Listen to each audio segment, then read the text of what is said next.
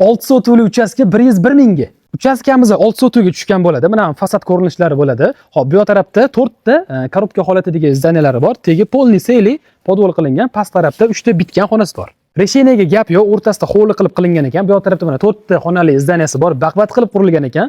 Podvol seli qilingan. Bu tarafda ham xuddi shunaqa podvoli ham bor, seli qilingan. 3 ta bitgan xona, hozir xonalarga kiramiz. Undan tashqari orqa tarafda hozir ko'rsataman, zo'r katta bog'i bor ekan. Yoki kelin tushirishga yoki ota-onalar uchun qaranglar mana. O'zini oshxonasi bo'ladi, bu yerda bitta xonasi bo'ladi, zal yoki detskiy sifatida foydalansanglar ham bo'ladi. Mana bu yerda qaranglar, mana spannisi bor. Hammasiga alohida eshik qo'yilgan. Spannisining ichida mana sanuzellari ham bor.